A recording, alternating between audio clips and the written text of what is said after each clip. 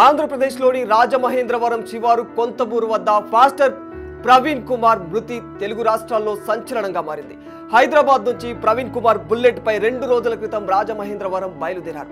అది కూడా చాగళ్లలో జరిగే క్రైస్తవ సభకు హాజరయ్యేందుకు వెళుతుండగా ప్రవీణ్ పగడాల అనుమానాస్పద స్థితిలో మృత్యు వడిలోకి చేరుకున్నారు. పాస్టర్ ప్రవీణ్ మృతి కేసు ఇంత సంచలనంగా ఎందుకు మారింది? అసలేం జరుగుతుంది? బేసిక్ గా ఆయన బాడీ దొరికిన దగ్గర ఒక చెక్క ఉంది. అది చెక్క మీద బ్లడ్ సైన్స్ ఉన్నాయి. అసలు ఇక్కడ చెక్క మీద బ్లడ్ ఎందుకుంది? లేదంటే ఈ వుడ్ ని వెపన్ లా ఏమైనా యూజ్ చేశారా? ఇకపోతే సాధారణంగా ఇంత భయంకరంగా యాక్సిడెంట్ జరిగితే 2 అవుట్కమ్స్ ఉంటాయి. ఒకటి, ఫోర్స్ గట్టిగా కొట్టడం వల్ల బైక్ ఎక్కడో పడితే బాడీ ఇంకెక్కడో పడుతుంది.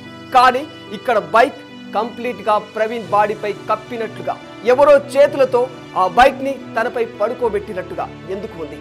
ఇక రెండవది, బాడీ మీద బైక్ పడిందే అనుకుందాం. అలాంటప్పుడు ఆయన మొహం మీద తప్పితే బాడీ మీద ఎక్కడ కూడా గాయాలు కానీ రక్తం మరకలు కానీ లేవు. ఎందుకు? అంటే ఇది హత్య లేదా అనుకోని ఒక హఠాత్ సంఘటన? ఏది వాస్తవం? ఈ ఇన్సిడెంట్ గురించి మీకు తెలియాలంటే ప్రవీణ్ పగడాల గురించి మీకు కొన్ని విషయాలు తెలియాలి. ఆయన హైదరాబాద్కి చెందిన వ్యక్తి. ఆయన ప్రాపర్ మాత్రం ఆంధ్రప్రదేశ్లో ఉన్న కడప. ఆయన ఉస్మానియాలో చదివారు.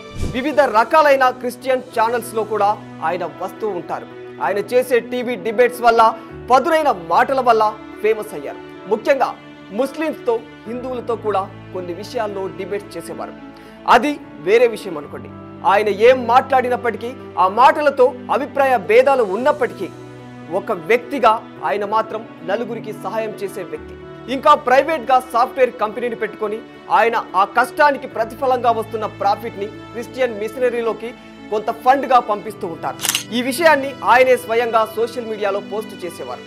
ఇది ఇలా ఉండగా ఈ నెల 24న ఆయన హైదరాబాద్ నుంచి కొవ్వూరు వచ్చారు. అంటే రాజమండ్రి నుంచి ఒక 10 కిలోమీటర్ దూరంలో ఉంటుంది ఈ ప్లేస్. ఇక్కడ ఒక చర్చ్ ఈవెంట్ కోసం రాత్రిపూట ఆల్మోస్ట్ ఒక 11 గంటల నుంచి 11:30 మధ్యలో కొవ్వూరు నుండి రాజమండ్రికి జర్నీ స్టార్ట్ చేశారు. ఇక్కడి నుంచి మనకి సీసీటీవీ ఆధారాలు ఉన్నాయి. ఇక్కడ పోలీసులు జనాల్లోకి వదిలినవి ముఖ్యంగా 2వ సీసీటీవీ ఫుటేజ్లో.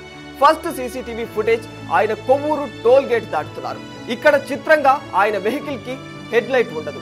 రాత్రిపూట వితౌట్ హెడ్ లైట్ జస్ట్ ఇండికేటర్లు వేసుకొని ట్రావెల్ చేస్తూ ఉన్నారు. ఇకపోతే 2వ ఫుటేజ్, ఫైనల్ ఫుటేజ్ చూస్తే ఇది ఒక పెట్రోల్ బంక్ దగ్గర ఉన్న ఫుటేజ్. ఇందులో మనకు కనపడే రోడ్డుకి ఆపోజిట్ రోడ్లో వెహికల్స్ అన్ని వెళుతూ ఉన్నాయి. ఒకానొక పాయింట్ తర్వాత మన సీసీటీవీని బస్ దాటుతుంది. సాధారణంగా బస్సు లాంటి ఒక పెద్ద వెహికల్ మనను దాటుకుంటూ వెళితే పెద్ద ఫోర్స్తో ఇసుక, దుమ్ము లాంటివి లేసి మనను గట్టిగా పక్కకు నెట్టేస్తూ ఉంటాయి.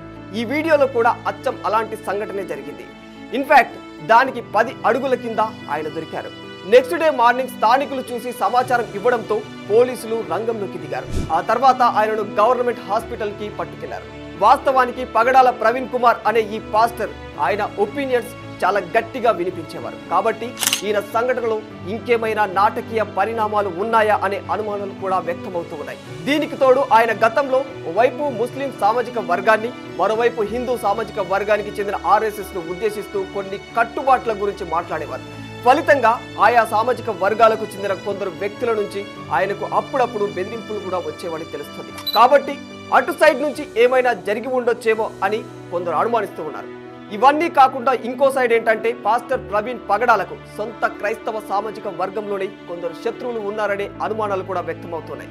ఇన్ని అనుమానాల మధ్య 24 నైట్ ఆయనకి జరిగిన ఒక సంఘటన యాక్సిడెంట్ అని ఖచ్చితంగా చెప్పలేని పరిస్థితి ఏర్పడింది. దానికి తోడు క్రైస్తవ సోదరులు నిరసనలు తెలిపే వరకు ఆయన బాడీని పోస్ట్ మార్టంకు పంపకపోవడం మరో అనుమానానికి దారితీస్తోంది. అయితే ఆయన మరణం ఇంత అనుమానాస్పదంగా మారడానికి గల కారణం ఏంటంటే ఆయన బాడీ రాజమండ్రి హైవే దగ్గర కొండమూరు దగ్గర రోడ్డు పక్కన పడిపోయి దొరికింది. ఆయన బాడీ దొరికిన విధానం, ఆయన జర్నీకి సంబంధించిన మనకు దొరికిన 3 సీసీటీవీ ఫుటేజ్లు అండ్ ఆయన వృత్తి, ఆయన చేసిన కొన్ని డిబేట్స్, వీటన్నిటి కారణాల వల్ల ఆయన మృతి ఇంత అనుమానాస్పదంగా మారిపోయింది. ఇది యాక్సిడెంట్, దీన్ని ఇంతలా జూమిన్ చేసి చూడాలా అని కొందరు అంటూ ఉన్నారు. ముఖ్యంగా ప్రవీణ్ చనిపోయిన తర్వాత అక్కడికి వచ్చిన కొందరు వ్యక్తులు లేవనెత్తిన విషయాలు ఏమిటంటే, ప్రవీణ్ 1 వీక్ బ్యాక్ ఒక పోస్ట్ పెట్టారు. అది కూడా ఒక ముస్లిం వ్యక్తిని ఉద్దేశిస్తూ, నాకు ప్రాణభయం ఉంది, దాన్ని ప్రెజెంట్ గవర్నమెంట్ పట్టించుకోవడం లేదని అన్నట్లుగా కొంతమంది చెబుతూ ఉన్నారు. అసలు సంఘటన స్థలంలో ఏం జరిగిందో తెలుసుకోవడానికి పోలీసులు రాకముందు అక్కడ కొన్ని ఫుటేజ్లు కూడా లీక్ అయ్యాయి. ఆ ఆధారాలతో తన మృతదేహం పక్కన ఒక చెక్క ఉంది, పైగా దానిపైన బ్లడ్ కూడా ఉంది. ఇక్కడ ఆయనను హతం చేయడానికి ఈ వుడ్ ని వెపన్ లా యూజ్ చేసి ఉండవచ్చని కొందరు అంటున్నారు. ఇకపోతే అసలు బ్యాక్ టైర్ కి రక్తం ఎలా అంటింది? ఇంకో విషయం ఏమిటంటే ఎక్కడైతే పెట్రోల్ కొట్టించాడో అక్కడ రక్తం పడినట్లుగా తెలుస్తోంది. మరి ఆ బ్లడ్ అక్కడికి ఎలా వచ్చింది అని అనుమానాలు వ్యక్తమవుతున్నాయి. ప్రస్తుతానికి పోలీసులు మాత్రం వాళ్ళ దగ్గర ఉండే ఎవిడెన్స్ ఆధారంగా దర్యాప్తు కొనసాగిస్తూ ఉన్నారు. ఇక ఆయన ఏదైతే హెల్మెట్ పెట్టుకున్నారో అది హాఫ్ హెల్మెట్. ఆయనకు దెబ్బ తగిలింది మాత్రం ఫేస్ మీద, అది కూడా lower part of the face. ఎవరో రాడ్డుతో గట్టిగా దవడపై కొట్టినట్లుగా ఉంటుంది.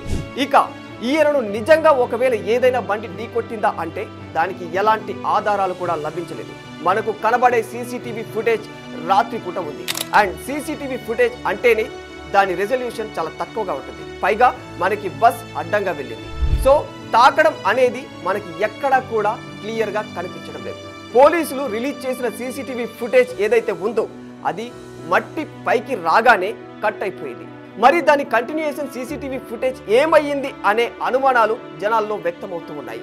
అయితే ఏది ఏమైనప్పటికీ ప్రవీణ్ పగడాల అకాల మరణానికి కారణం ఏది అనేది తెలియాలన్నా, ఏది వాస్తవమో ఏది అవాస్తవమో తెలియాలన్నా ఈ కేసు సంబంధించి దర్యాప్తు వివరాలు వస్తే కానీ తెలియని పరిస్థితి. For more videos like this, subscribe Big TV channel.